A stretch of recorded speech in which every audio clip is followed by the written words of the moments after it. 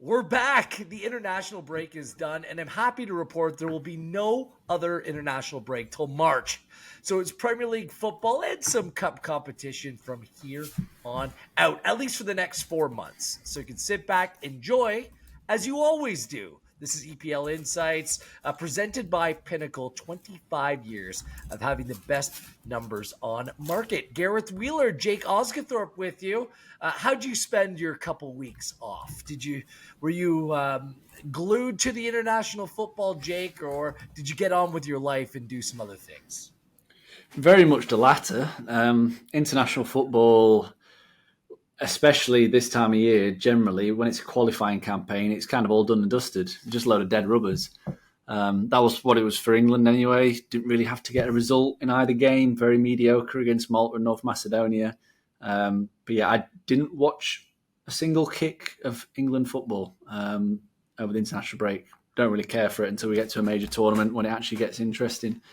But yeah, we did fortunately have a bit of lower league football on over here, so we got to watch a bit of that, keep up to date with that, just to keep us ticking over, because other than that, all you're doing is just watching the injury report and just seeing who's going to be out for the following Premier League weekend, especially when you've got such a big game to come back to as well.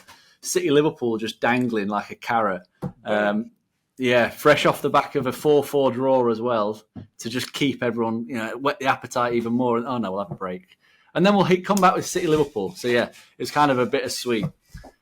And Jurgen Klopp's obviously happy because the early game coming at the international break again, with his players coming back from South America. I feel like we've been here, done that before. Deja vu. I was on the Canada call as the Canadians collapsed against Jamaica, so they haven't yet qualified for Copa America. We saw West Ham's Mikel Antonio go down through injury in the first leg of that in the first half, but still, Damari Gray might be playing his club football in Saudi Arabia, but a true difference maker. Ethan Pinnock was good for Jamaica, so disappointing for Canada, yes, but a lot of Jamaican Premier League representation in that team, more and more so in CONCACAF. So they'll be moving on to the Final Four of the Nations League and next summer's Copa America, which expands to include 6 teams from CONCACAF joining the 10 South American side. So anyways, we'll move things forward. You're not here for that.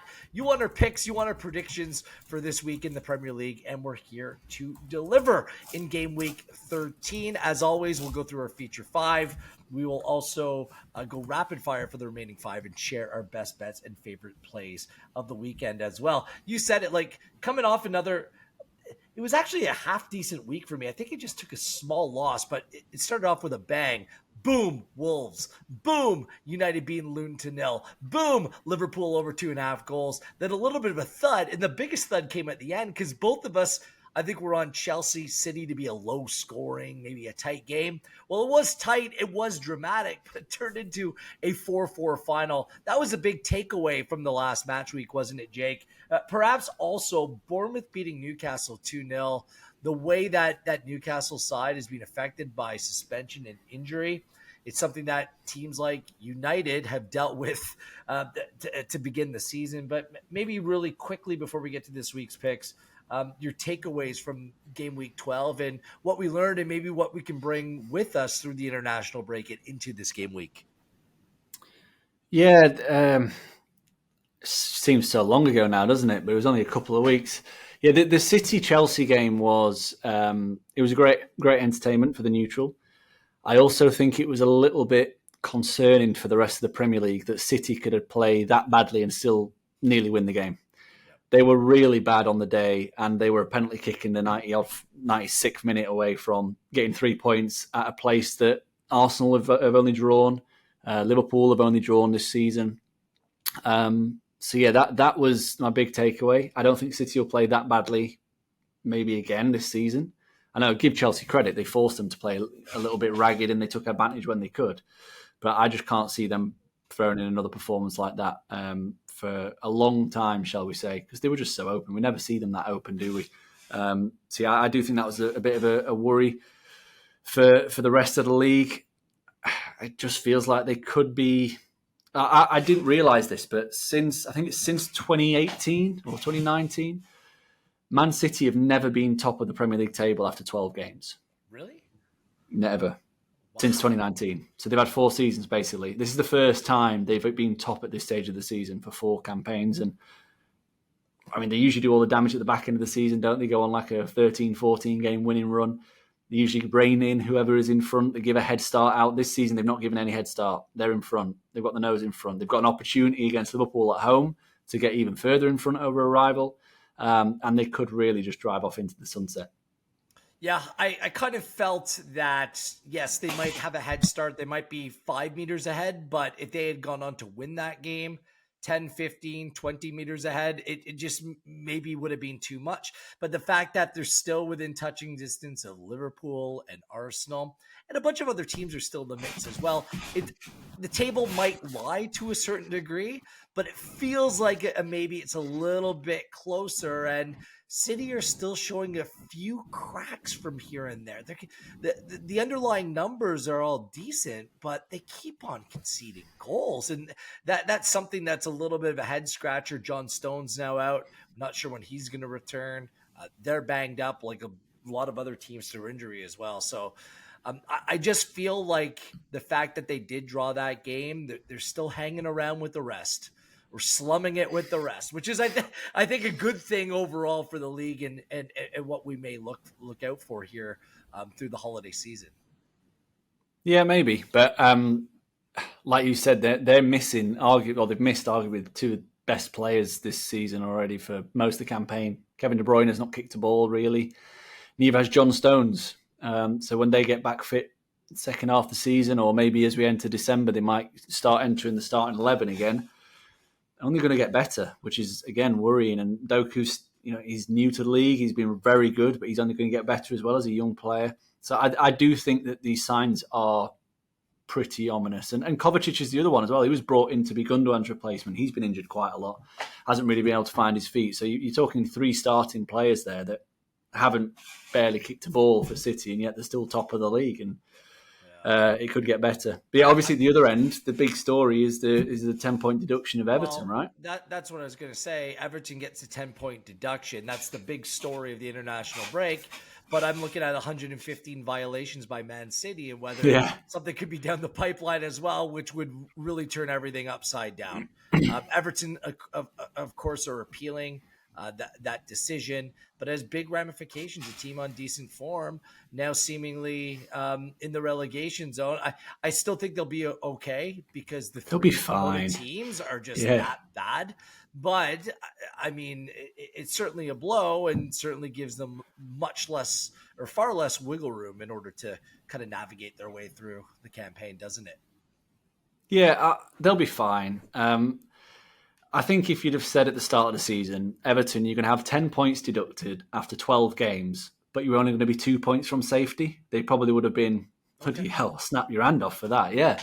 They're literally, if they win this weekend, they probably will get out of the relegation zone because everyone else probably are going to drop points again, given the fact that the 3 promoted teams have combined for 3 wins in 27 games combined or something daft like that, or 27 defeats in their 36 games combined. Although the fixtures this week for the 3 promoted teams, they might actually be games that they think they can get something out of. All 3 playing at home, all 3 against teams that are hardly powerhouses. All 3 opponents are in the bottom half of the table. So this could be the week, Jake. Could be the week. They bloody need it, don't they?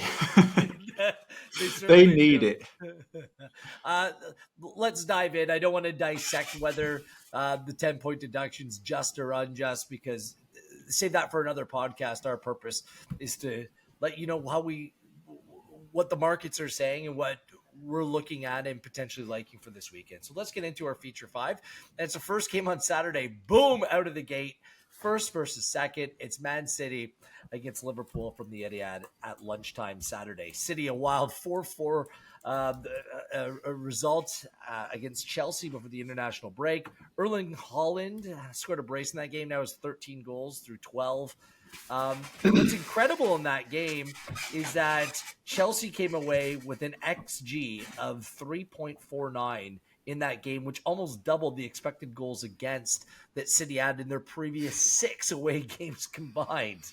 They haven't lost in 6. They've gone over 2.5 in their last 6 games in all competitions. They've been the first to score in 5 of 6, but just 1 Premier League clean sheet in their last 6 games. City have won their last 23 home games in all competitions. Victory here would equal the record for an English top flight club in terms of consecutive home games with the victory. They have the most goals scored with 32. Their expected goals courtesy of Understat, 27.91 is second best at home. 100% record through 5 games, 16 goals scored, 3 conceded. The 16 goals scored is impressive, but they're doing it on an XG, according to Understat, of just 7.93. It's kind of a crazy anomaly how much they're overachieving and taking advantage of the chances that they do have. Injuries are an issue. Kovacic out, Ake out, Ederson probable, Nunez out. He was withdrawn. All of them were withdrawn, by the way, from their national teams before a ball was kicked. And Erling Haaland left the game injured for Norway. Apparently, if it was a cup final against Scotland, he would have played. It didn't matter, so he didn't play. So we expect Haaland to play. Stones out as well. For Liverpool, a 3-0 victory at home. This is what they do. They win at Anfield over Brentford. Mo Salah with a brace and up to second in terms of the goal-scoring table on 10. The XG in that game, relatively even between the two sides. Liverpool have gone over 2.5 in 5 of 6. Liverpool unbeaten in the Premier League in 5, but 2 draws and a loss in their last 3 Premier League away fixtures. Away from home haven't been as strong, not even close. 28.33 XG is the best in the Premier League according to Understat. They've conceded the joint fewest goals as well, level with Arsenal with 10 conceded. They're just 2-3-1 away from home in the Premier League. 9 points from 6. 10 goals scored, 8 conceded. McAllister returns to the team. Konaté, Gomez, Gravenberch, all in training on Thursday. Mo Salah, by the way, has a goal and assist in his last 8 games against Man City across all competitions. A 4-1 home win for City against Liverpool last season, and they beat them 3-2 in the EFL Cup as well, but they did lose 1-0 at Anfield last campaign. City, no clean sheets in their last 9 against Liverpool. They played to over 2.5 these two teams in 7 of their last 8 meetings, and both teams to score has played in 8 of 9. So a top-of-the-table clash to get things started. Where you stand, where's your edge or angle for this one? I am taking a pro-Man City stance. I just think that for everything you've said around their injury issues, the fact they've been a little bit fortunate perhaps to have scored so many goals at home, I just think they're a much better team than Liverpool. If this game... Much better. Wow. Yeah, I do. Especially with this game being at the Etihad. If it was at Anfield, it would be a different story. But as you said, City are just a relentless winning machine at their home base. Liverpool, relentless winning machine at their home base. Liverpool do not travel well, full stop. They've been really, really poor. If you go back to the start of last season, their record in away Premier League matches is won 8, drawn 8, lost 9, which is not the kind of record you need if you're going to be contending for a title. The expected goals data across that period is 1.8 expected goals for per game and 1.7 expected goals against per game. With that against figure is a problem. That's just way too high. They're conceding too many chances. And if they continue in that manner, which you'd have to say they probably will at the Etihad, just because of the way in which they'll play. They'll play open. They'll try and take the game to City as they always do. They've got no Robertson, no Konaté, so they're lacking a little bit of pace and presence at the back to what they usually would be. And then the other thing to factor in with Liverpool is the amount of players, and key players as well, that have been on international duty in South America, which I think they concluded their matches. We're recording this on Thursday. They concluded it on Wednesday. So they won't have touched down in the UK until maybe late Thursday, maybe early Friday, depending on times they kicked off. I think the games were Tuesday, not Wednesday. I think they finished Wednesday early hours in the UK. Okay. So, yes. So they wouldn't have flown out until probably Wednesday later. Yeah. But either way, they're coming off a long-haul trip. They're probably not going to train when they get back. It's just going to be tactical work. And then they're going to play the early kickoff on Saturday, which as you mentioned off the top of the show, Jurgen Klopp is not a very big fan of the fact that Liverpool keep getting stuck at 12:30. But, you've got Alexis McAllister, you've got Darwin Nunez, you've got Luis Diaz, 3 starters, really, for Liverpool's team that have all had to play, in South America and travel back. Brazil last time, too, the Argentina. McAllister Exactly, did. yeah. And Nunez has had a good international break. I think he scored two or three goals for Uruguay across their 2 matches. But again, it's like, I don't think, it's always difficult to know what Klopp will do, whether he'll throw them straight in or whether he won't. Either way, I think they will be a little bit fatigued to some extent. All that travelling is going to have a big impact. Whereas Man City don't have any such issues. I think Edison was the only one, but he pulled out of the squad. So he was back home early. So that is definitely in City's favour. The bet I'm going to put forward is City to win and both teams to score, which is at plus 207, which is a big number. I was expecting to see it a little bit shorter. I was tempted to just take City to win. That price actually drifted. So it's bigger than what it was when I looked the other day. But yeah, we're talking about a team that's won 15 straight home Premier League games, and 9 of those games have seen both teams to score. So this bet has had a 60% strike rate over the last 15 Premier League home games against Man City. And as you mentioned, their attack overall this season is the second best in the league, behind only Liverpool. So the chances of Liverpool scoring, I think, are quite high at the Etihad. But I just think that this Liverpool defence won't be able to contain Man City. I could see it being a similar kind of scoreline result to what happened at the back end of last year, where I think was it 4-1 that City won, or 3-1 or something like that.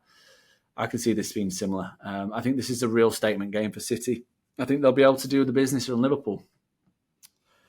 Very good. I like both teams to score at over 2.5 at minus 124. I think that you're still getting enough juice there. I actually thought that would be pushed a little further out. Again, City haven't had a clean sheet against Liverpool at 9. They played the over 2.5 in 7 of 8. And both teams to score has played between these teams in 8 of 9. That's a good combination for me.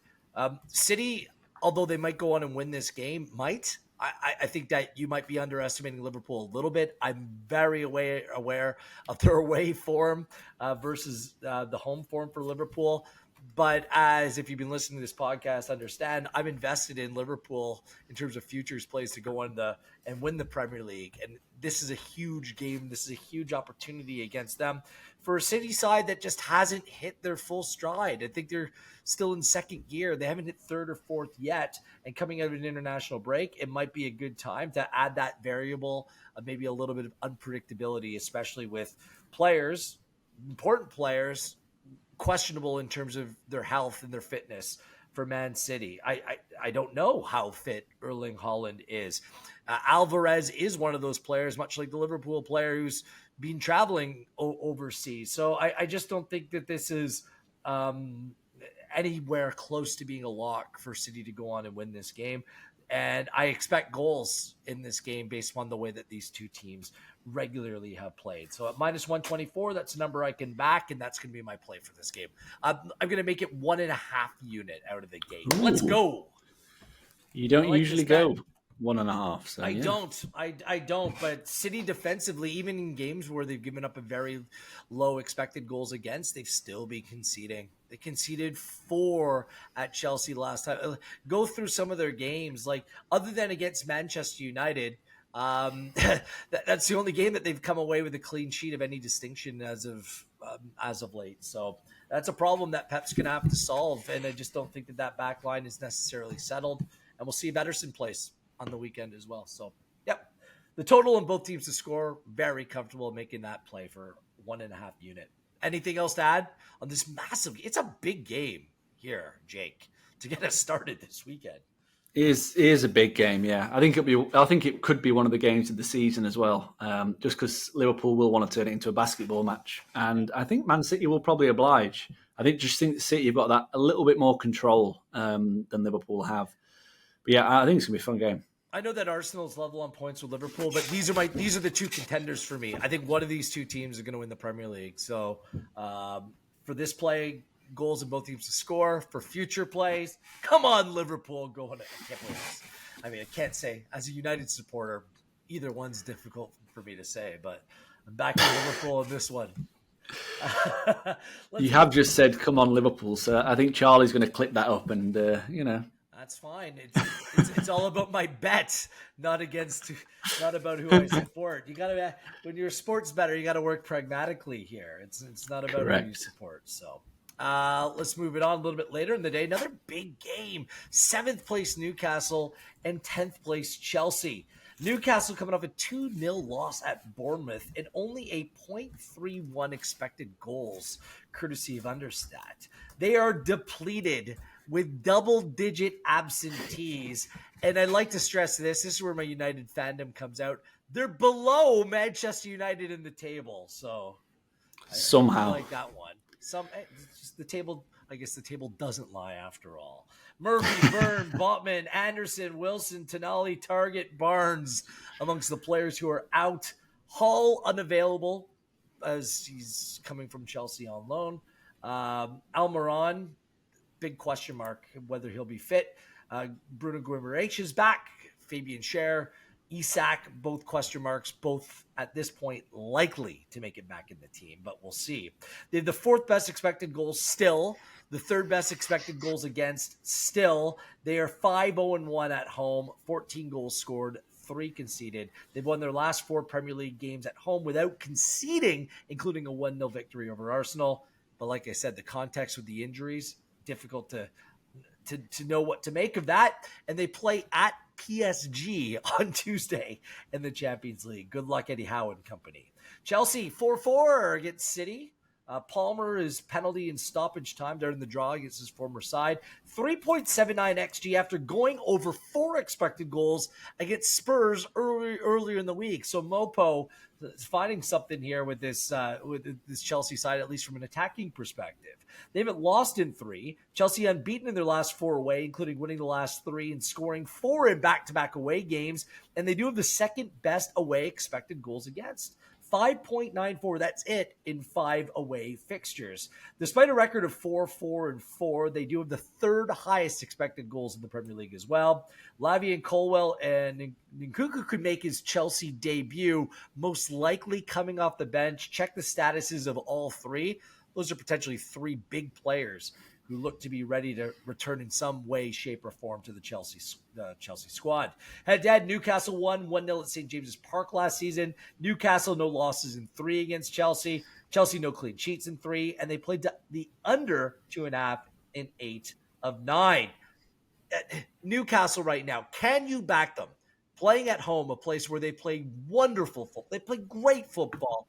Yet with so many players out, I just don't know how you can back them in this game. I don't think you can, not confidently anyway. It's a difficult one because if you just looked at the raw price without any context, they'd be a bet at plus 166 to win the game. But, the long list of absentees, who's going to play at left back for them? Target's out, Burns out, Hall can't play. Who's going to play at centre half? Shaw's questionable, Botman. He's out. And then who's going to play in attack? If you've got Almiron questionable, Isak questionable, Wilson not fit, Barnes not fit, Murphy not fit. It's a proper skeleton 11 that's going to hit the field. And I think it's after starting the season with a very similar situation at Chelsea, they've actually got players back fit and they've actually started fielding a consistent 11, which has meant that they could build rapport. Means that they can start finding those little, those combinations on the pitch, get to know each other a little bit more. And they've actually got a bit of a settled 11 for the last couple of games now, which I think is quite important. And no extra injuries as well across the international break for Chelsea, which is huge. I'm going to ride with Chelsea on this. Draw no bet, you're getting close to even money. There's actually been money for it. It was plus 104 on Tuesday. It's now minus 103, so it's dipped into the odds-on territory. I wouldn't be surprised if Chelsea went off favourites in this game when the lineups come out. And the other thing, or there's 2 other things that I really like about Chelsea and the chance in this game is this is away from home. They suck at Stamford Bridge. They've had a really, really poor record. They've won once in 18 Premier League games this calendar year. 3 times in 18 Premier League games calendar year. And once this season in 7 home league games, which was against Luton. They've won 3 of their 5 away games, so they've definitely, for whatever reason, obviously schedules come into it. They play quite a lot of tough teams at home, but they've been good away from home. And then the other thing for me is their performances against better teams have been really good this season. Whether it's because they're playing against teams that actually come out and have a go at them, they can pick holes in that a little bit with some particular tactics and with the quality of ball players they've got, compared to playing like an Aston Villa that kind of sit deep and counter-attack away from home in that match. Nottingham Forest doing similar. But yeah, they've won 1, drawn 3 and lost 1 against teams in the top 6 this season. So they've definitely done the best work, or to me anyway, looked better on the eye test, playing against the better teams. You think about the first game of the season against Liverpool, they were arguably the better team on the day. They were really unfortunate potentially not to beat Arsenal a couple of weeks ago as well, where they were 2-0 up, and then there was that freak Declan Rice goal that kind of got Arsenal back in the game. Obviously, the City result, they went toe-to-toe with City and kept up with them, if you like. So I think there's a lot to like about Chelsea's chances in this match. It kind of all seems to be fitting quite nicely, almost too nicely, you might add, that Newcastle could bite them. But I'm gonna roll with Chelsea.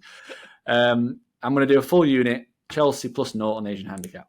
Yeah, I'm making the exact same bet, but 1.5 units at -103 for all the reasons. Wow, it's my favorite bet of the week. Like, just take away the fact that Newcastle's playing at St. James's Park. Add in the context that they play PSG in the Champions League on Tuesday, coming back from an international break with a skeleton squad against this Chelsea side that has found their form, has fit players. They look deep. They look connected. They're playing some decent football as well.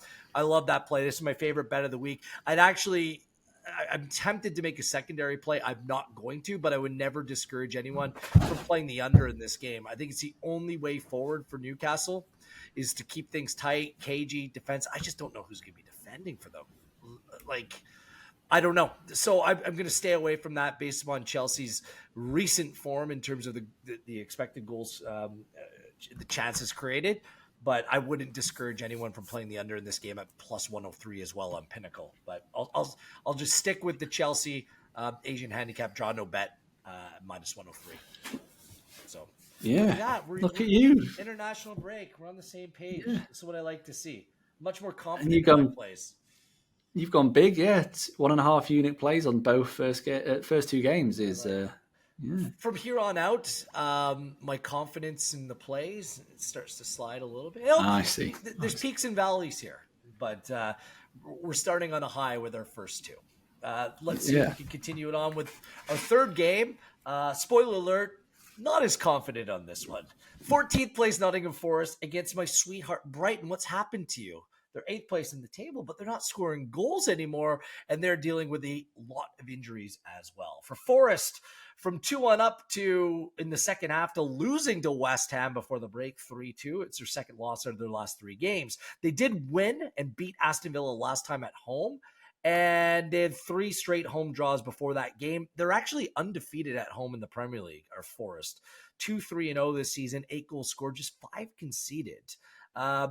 Awongi is out. That was announced earlier in the day, like months.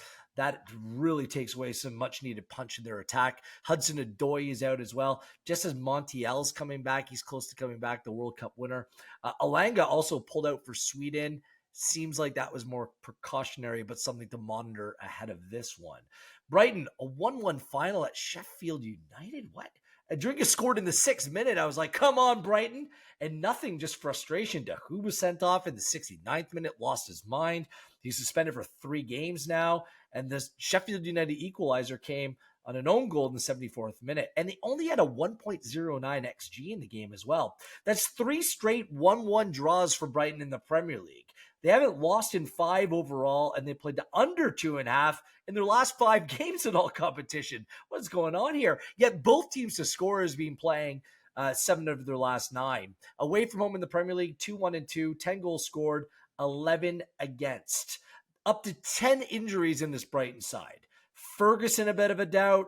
Dunk a little bit of a doubt too. And Stupinian, Milner, they remain out. Who's suspended. March, Welbeck, they're both longer term. Even Matoma pulled out of international duty with Japan. I expect him to play, but I guess at this point, we'll see. Head-to-head, Forest won this fixture 3-1 last season. Nottingham Forest, no losses in their last 3 against Brighton. They played to over 2.5 in 4 of 5. I love this Brighton side. The fixture build-up, I think, is kind of starting to hit them a little bit. Their depth is being tested. A difficult away travel to Nottingham Forest here for De Zerbi and company. What do you make of this one? Yeah, this is it's a difficult one to call. I think if I'm like you, I'm not overly confident on the play that I'm going to make, but confident enough, and I think the price is too big. I'm taking Forest on the handicap plus naught, which is that where I'm taking it plus naught, so we're getting a slightly bigger price as opposed to the 0.25. Plus 140 is the price, and that just looks too big for me. Draw no bet. As you said, they're very good at home, Forest, and since promotion, their record is 110, drawn 9, lost 5. So they've only lost 5 of their 24 home league games since promotion, which I think is extraordinary, really, for a team that kind of battled the relegation for a lot of last season. And yeah, that tells us that obviously if you'd have made this play blindly across the last 24 matches, you'd be heavily in profit. The underlying data has been good for them across that period. 1.3 XG for, 1.5 XG against, which isn't bad for like a team we expect to finish around 15th to 16th. And yeah, they dealt with Villa really impressively last time out. A team that, I think Forest's whole thing is they're going to be tough to beat. They're going to work hard in the middle of the park, and they're going to try and hit you on the counter-attack with turnovers. And they did that very well against Aston Villa. Aston Villa generally aren't a team that like to play against that. And I think Brighton fit that same category. You only have to look at the results and the performances they put in the last 3 matches against Fulham, Everton and Sheffield United, 3 teams that will have definitely sat back and tried to hit the counter-attack. As you mentioned, their attack is just completely nosedived late. Since they racked up 2.2 XG against Liverpool, they've managed just 0.96, 1.32, 0.44 and 1.09. Despite playing Fulham, Everton and Sheffield United, and they had a trip to Man City as well. So really struggling to create chances. Obviously, as you mentioned, build-up of schedule has had a massive impact on rotation of the players, but also injuries. And you're just looking around and who's going to be the creative force for this Brighton team this weekend? Ferguson, as you said, is a bit of a doubt, but Dunk, as daft as it sounds, is one of the best creative players in terms of breaking lines with his passes from deep. Estepinian's going to be out long term. He's a huge player down that left hand side for them. Dahoud, I know he's only just broken into the team, but again, he was one that was really good at advancing the ball. So yeah, I've got my doubts about Brighton in terms of whether they'll be able to create chances against this Nottingham Forest team. I would have maybe played a full Forest win if it wasn't for the Awoniyi news, because I think that he would absolutely terrorise whoever's at the back for Brighton. But with him out, I'm just going to be a little bit more cautious to take the draw no bet. Money back if it ends up in a draw, which I could absolutely see. Yeah. I think the player that Brighton missed the most, funny enough, is the left back in Stupingen, because, the way that he gets forward, they have good cover at the back. Van Heck, Webster, Igor, but no one that plays that position the way he does. Lamptey might be back available to play down the right this weekend, but I think you're right, just in terms of their creative influence. They need someone. I think Brighton can still score, but I don't want to touch a total in this game. And guess what, Jake? We're aligned again. I've Are we really? play, but I'm not as brave as you. I'm going to stick with the Asian handicap on this one and have a play on Nottingham Forest at plus 0.25 at what's the number here at plus 103. So still a plus number. So if it's a draw, you win half your bet on this one. Still a good number for me. I don't need to go back over the numbers, but you spoke to how well Nottingham Forest plays at home. It's the only reason why they remain in this division this season, and they've carried it over to this season. That Villa win was a big one for them against a really good team in Aston Villa, and I kind of feel similar about this game. Awoniyi's out, but Wood, Origi, there's enough players that have proven they can do a job in short spurts in the Premier League that would make me confident enough that they can find a goal if they need one. here in this game. So yeah, I'm looking at the world the same way as you again. Forest just one fully no 1.5 unit play here, just a unit No. play on Forest to hopefully come up with a result in this game. So there we go. I feel like I'm cheating on Brighton. I apologize to the Gulls because they're my guys in this one. I'm on Brighton futures in terms of overall points totals, but this isn't the week. They need to start getting some players back. So we'll see what that looks like.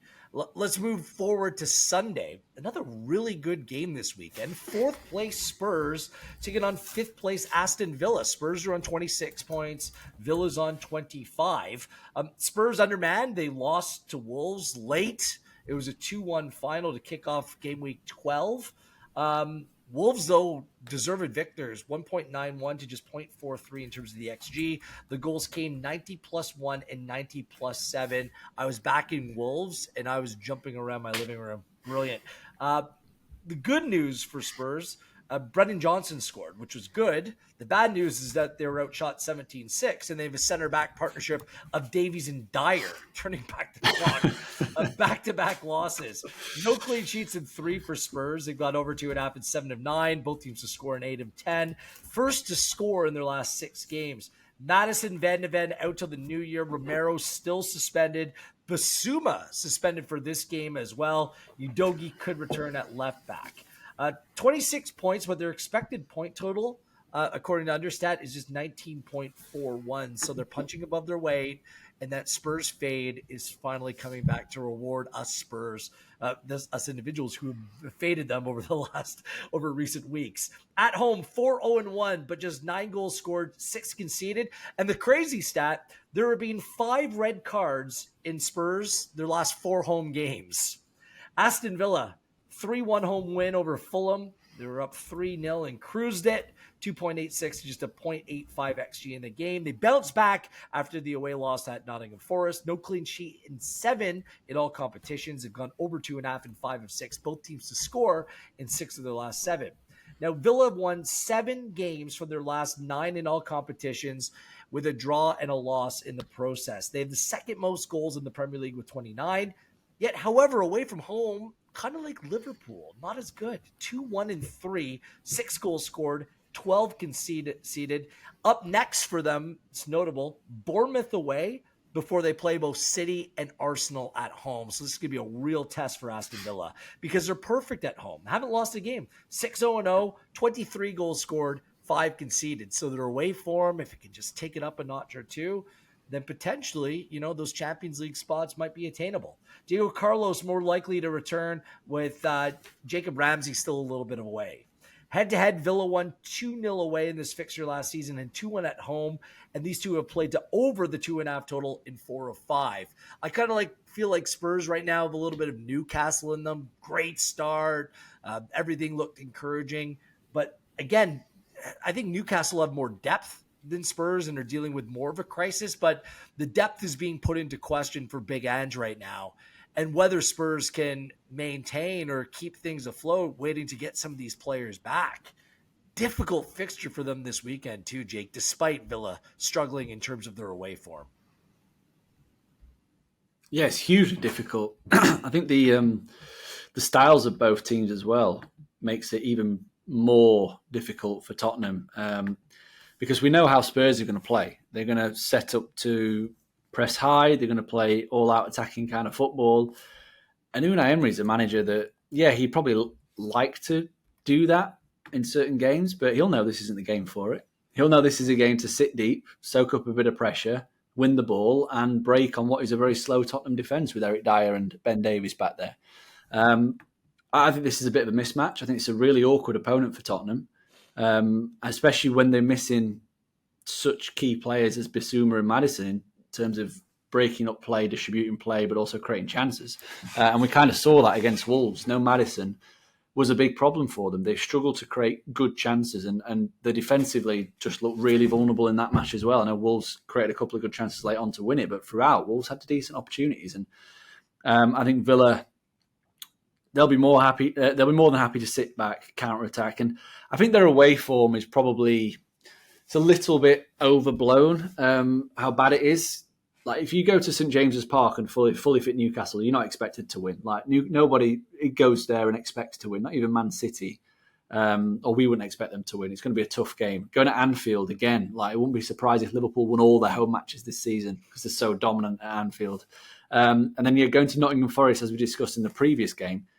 Those kind of teams are difficult for Villa to place at sometimes because they sit so deep, and the onus is really on Villa to try and counter-attack. And Villa are still in that transition of wanting to almost they want those fast transitions, whereas Forest just weren't allowing them to do that whatsoever. Whereas Spurs will press high, they'll turn the ball over high up the pitch, and Villa have the pace and the precision to be able to break the press. So I'm taking the same bet again in terms of a handicap plus naught. Aston Villa 1 unit play at plus 111. I'm shocked that we're getting this big a price. I'm shocked that the line's actually at plus a quarter. I thought it'd be at plus naught by now. So I'm more than happy to take that. Same play. Again. We're either going to have a really good weekend or a really bad one together. It's Draw No Bet Week featuring Wheels and Oz. For all those reasons, the better side at plus 111. A draw, you get your money back. It's just too good to pass up here. I guess a makeshift, Spurs back line in central midfield. I don't. There's not much more that I have to say about this. I think we both rate Aston Villa. We both have questions about Spurs. So let's follow suit here. The exact same play. You explained it well. No need. We can just move on to the fifth and final game of our future. I wonder if we'll agree on this one. I think we might actually. Feeling. Also on Sunday, it's 19th place Everton, which seems exceptionally harsh based upon the points deduction. Taking on 6th place Manchester United, which seems completely made up. It seems like fake news, but they're really 6th place. Like we mentioned earlier, the big news was Everton's 10-point deduction, which actually overshadowed a very good 3-2 win over Palace away. We both thought that the under was a way to go, but 3-2 was crazy. An 86-minute winner scored by Idrissa Gueye in that game. And a run where they're now undefeated in 4 with 3 wins in all competitions for Sam Dyche and company. So they are 4-1-2 in the Premier League in their last 7 games. That's why 19th place, rather harsh. 14 points overall, but their expected points on understat even higher. 18.23. They are just 1-1-4 at home, but the win and draw came in their last 2 games, including a good 1-1 draw against Brighton last time out. But in terms of XG and expected goals against, they're in the top 10 for both. But they've just scored 5 goals and just conceded 6 at home. So the numbers are a little bit out of whack. Onana is the big question mark ahead of this one. He's being assessed after leaving Belgium through injury. For Manchester United, a hard-fought 1-0 home win over Luton Town. And if you're a United supporter, you don't care. You're taking that. Lindelof with the goal. United scored 13 goals in 12 Premier League games. Bruno Fernandes has 3. Scott McTominay has 3. No one else has more than 1 goal in this team. It's just wild. The 2.74 expected goals in that game against Luton Town, more encouraging, but the final product was not. They lost the Danish duo, Højlund and Eriksen, to injury in that game. Eriksen is out. Højlund, we'll see. Not quite sure, but let's call him unlikely. Back-to-back 1-0 wins in the Premier League for Manchester United. 4 wins in 5, Jake Osgathorpe, makes them the form team in the Premier League. But just don't ask who they've played over the course of that 5-game span. The loss came to Man City. The wins, let's put it this way, not the best competition. They're bottom half in terms of expected goals and expected goals against. 3-0-2 away from home, 5 goals scored, 6 conceded. But the 3 wins away are in their last 3 away matches in the Premier League. They also play Galatasaray in a must-win this week, away from home in the Champions League. Newcastle away next weekend as well. Evans is a question mark. He's been starting at left back. Luke Shaw's back training. He might start on that left side of a center back role. The goalkeeper Onana, the other Onana in this game, had an adductor injury on international duty. He's a question mark. Wan-Bissaka will come back in after missing out against Luton Town. Head-to-head 2-1 victory for United at Goodison Park last season. It was memorable because it was Cristiano Ronaldo's last game and last goal for Manchester United. And guess who else scored in that game? Anthony. He can score goals, ladies and gentlemen. Actually scored there. United beat Everton at home in the league and the FA Cup last season. So what's the play here? Everton's been, despite what the form table says, I think Everton's been playing better football. Do a play in this game. I do, yeah. No surprise, I guess, but I'm taking a draw no bet angle on Everton. This to me is the most obvious play of the weekend for a number of reasons. If you just put the underlying data of the two teams side by side and didn't tell anybody which team was which, but pointed to Team A as having a home field advantage, you would expect the home team to be favourite, just looking at the raw data. Because they've been better in every single category this season. They sit 10th on expected points, which is a place higher than United. They sit 10th on expected goals for per game, which is two places higher than United. They sit 8th in terms of expected goals against per game. United sit 13th. Everton, they're 6th most expected points at home so far this season. Manchester United 15th in terms of expected points away. So if you're just looking at the raw figures, they tell you that Everton have been a better team than Man United so far this season. That is number one. Number two, this is Everton Football Club, and they will have a serious us against the world mentality ahead of this game after the 10-point deduction. They feel hard done by. They probably have been harshly treated around that, but there's going to be a real siege mentality on Sunday at the ground within the changing room. Sean Dyche is going to really rev them up and get them ready to go. And I just think they've got a fairly fully fit squad, fully fit team to be able to go out there and really, really give it to Man United. And I just think that this is a really bad spot for Man United to find themselves in, because Everton were just finding form. They're just starting to click. They look like an actual top half team. It's a tough place to go anyway, is Goodison Park. And then you add that extra fuel to the fire that everyone in the ground is going to be massively up for this. And I just think this is a really, really bad spot for United. I'm all over taking Everton. I was tempted to take them to win, but that price is shortened just a little bit too much. They're now plus 175. I think if they're around maybe plus 180, I would have probably taken a straight Everton win with a half a unit. But I'm going to take a full unit play on Everton on the handicap. As you've said, United have serious injury issues. I know they're welcoming back a couple of players potentially, but you're talking about the spine of the starting 11 that might be missing, like Onana, Martinez, Casemiro, Eriksen, Højlund. It's basically the spine of a team. If you rip that out, then it's always going to be difficult. I just think this is a really good game for get Everton on side. Yep. I don't blame you for making that play. I think that Everton's Onana is an important player. I'd be keeping an eye on his status before making a bet. I do have a much more favored play in this one, and it's the under. 2.75 at minus 117. That's still a number I can back, because one thing that we know is United games in the Champions League, lots of goals. In the Premier League, there just isn't any. They don't give up much. They don't score much. Like, that's just the way that things are. Who's going to score for this team, especially if Højlund's out? Away at Everton. And I think that there has been a turn of form at the back a little bit with Wan-Bissaka and Maguire, a little bit more stability at the back for Manchester United. They play better. You welcome Shaw back. I think they could be okay in that area. I think that they'll try to play that low-scoring game. And 2.75, like, I was considering taking that down to 2.5, but I'll just keep it at 2.75, a full unit play with the unders in United. That's been a play that's been profitable in the Premier League, so let's keep on rolling with it. Any other thoughts? No, I see where you're coming from. I definitely would see this as almost like a 1-0 either way kind of game. Or the 0-0 is definitely a runner as well.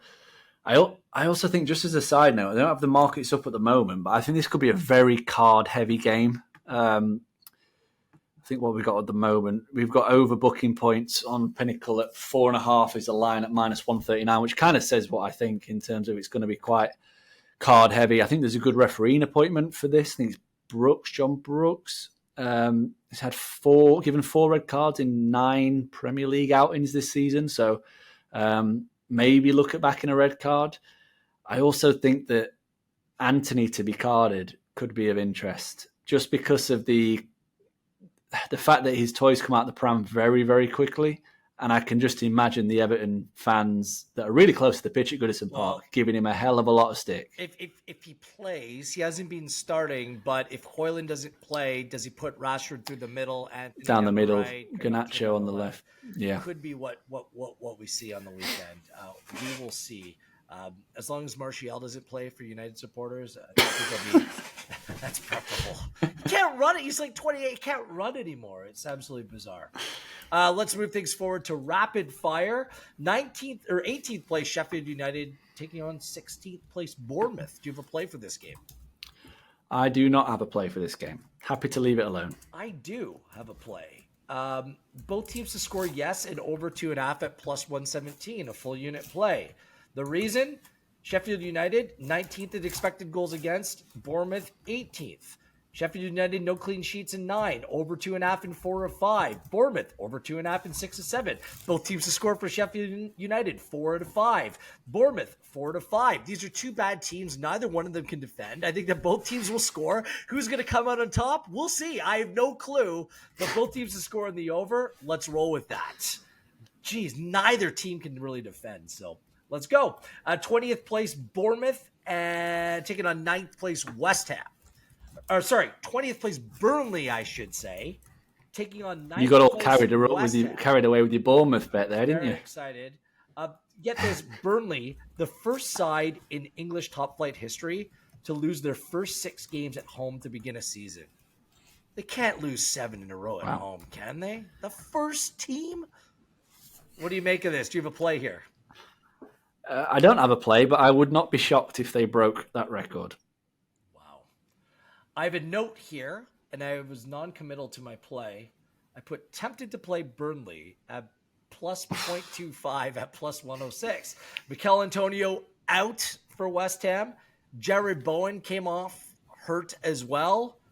I need to understand their statuses. I'm not going to make an official play for this podcast because it's very difficult to back Burnley. But if there was a time to back Burnley, this would be it. I said the exact same thing, by the way, on the podcast a few weeks back about Sheffield United. They went on and win that game. I think that Burnley can do something here, but I'm not that brave. Do I make the? Let me come back to this one. I need to. What I would say is that West Ham are too short. So the value for me would be siding with Burnley. Like Palace went off at plus 130. Yeah. To win at Burnley, West Ham at plus 114. Are West Ham that much better than Crystal Palace? West Ham are bottom 5 as well in expected goals against. No Bowen, no Antonio, no Party. I'm going to come back to that one. I do not have a bet for 17th place Luton Town hosting 13th place Crystal Palace. Do you?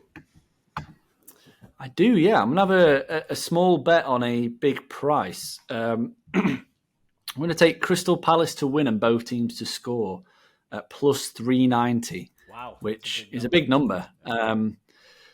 Palace welcome back Eze and Elise before the break. I think we can expect them to be just a bit more, or just a bit better going forward now they've got their best creative players fit and available. I think that what we've seen from them so far this season has been classic Hodgson in the sense they've been very low scoring, dull games, and then the occasional splash of a high scoring game. I think we'll start to see a little bit more high scoring from Crystal Palace now these two are back because I think they'll be able to create a lot more. And the best results so far this season have come against teams in the bottom half. All the defeats have come against teams in the top half. They've won 3 away from home already. They've already gone to Sheffield United and Burnley and won. But unlike those two, Luton have actually shown capability of scoring at home. They are winless, but they're averaging 1.6 expected goals for per home game, which is really high. And half of their defeats this season have come with both teams scoring. So I just quite liked the price. I'm going to do half a unit on Palace and both teams to score. Brilliant. I consider making a play plus 111 for Palace to win outright. I know that Luton Town's been much better at home, but but I think just hearing you say that, these are the types of games that Crystal Palace wins. They just do. They're tied for third with the most away points with 10 on the season. They've been a good away side as well. You know what? Let's do a half play Palace to win at plus 111, and I'm also going to go back and add a half play on Burnley on the handicap at plus 0.25 at plus 106. So 2 half plays. 2 games I was going to avoid completely, but for the purposes of the podcast, hey, I'm up. I'm profitable. I'm up like 10 units. Let's go. Let's go with my gut here. Do it. Let's go on to dinner time on Saturday. 11th place Brentford and 3rd place Arsenal. They've already played this season in the EFL Cup. Arsenal won at Brentford 1-0 in that game. There are some question marks when it comes to fitness for Odegaard and White. Jesus does return for Arsenal in this one. Do you have a play? Yeah, Brentford on the handicap. Plus 3/4 at the moment. I'm surprised it's that much, to be honest. Brentford's home form is utterly ridiculous for a team that's not considered to be a top 6 team.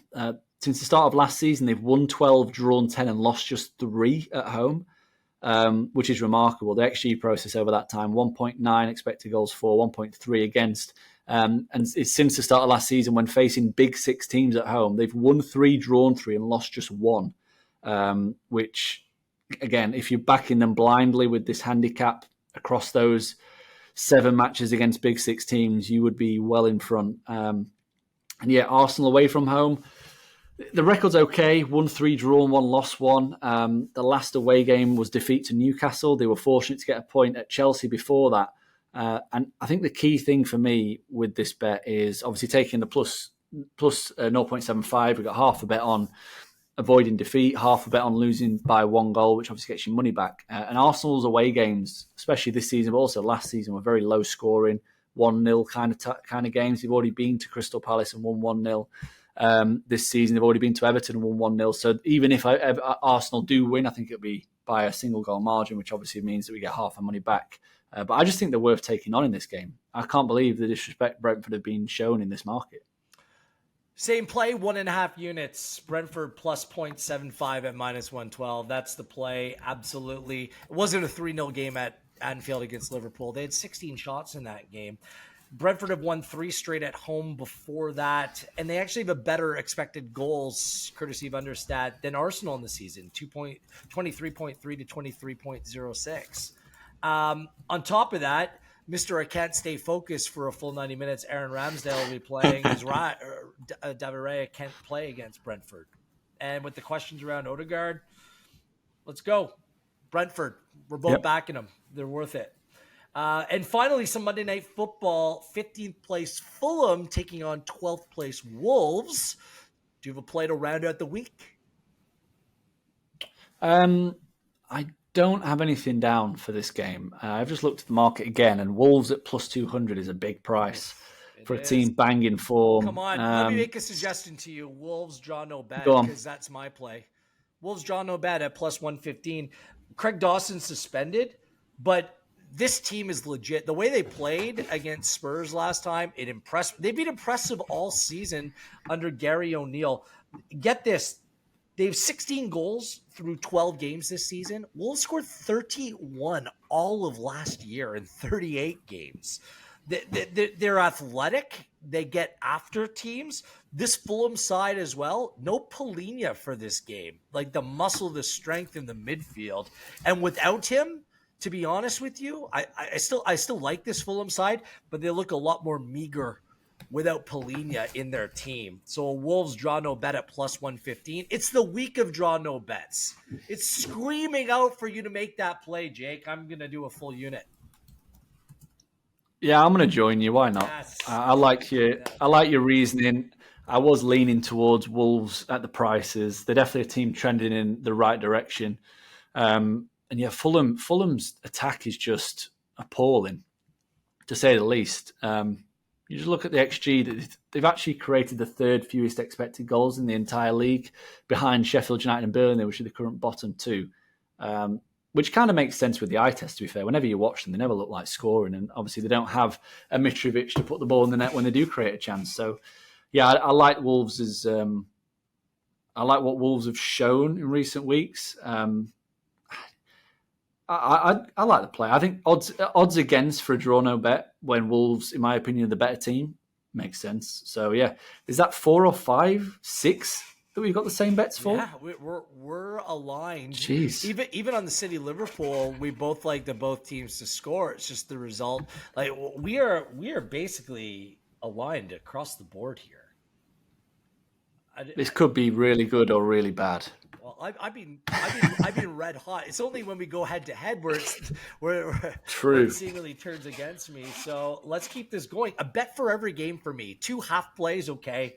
I struggled to get there. I initially put no bet for both. Tempted by, and we finished that off. And 3 bets, 1.5 units for me. It's very rare I do that. So the 3 games I like. Do you want to share your best bet of the weekend before we wrap things up? What do you like the most, Jake? My best bet of the week is probably Everton. Oh no, it probably is Man City to win and both teams to score at the price. Plus 207 against Liverpool in the first game. I expected that to be a little bit shorter. So yeah, that's my favourite. Like Chelsea, draw no bet. I like both teams to score and over 2.5. City, Liverpool. I like Brentford. Those are my. I like all 3 of them. Brentford on the handicap. So, as always, please like, subscribe, tell your friends, spread the news. This podcast, we're in the business of trying to make money and get our predictions right. And so far, so good this campaign as we dig into the data provided by Understat. Jake, where can people follow along with you and the fine work that you provide on a week-to-week basis? At JCOS on Twitter and writing for sportinglife.com. It's not Twitter, it's this. X. X. Well, if I type in Twitter on Google, it still comes up. So until that changes. Okay. I'm Gareth Wheeler. Follow Pinnacle on Instagram as well, Gareth.Wheeler there. Or YouTube, wherever you get your podcast. Spotify is where I listen. Do yourself a favor and please subscribe. On behalf of Jake, I am Gareth Wheeler. This has been EPL Insights for Game Week 13, presented by Pinnacle.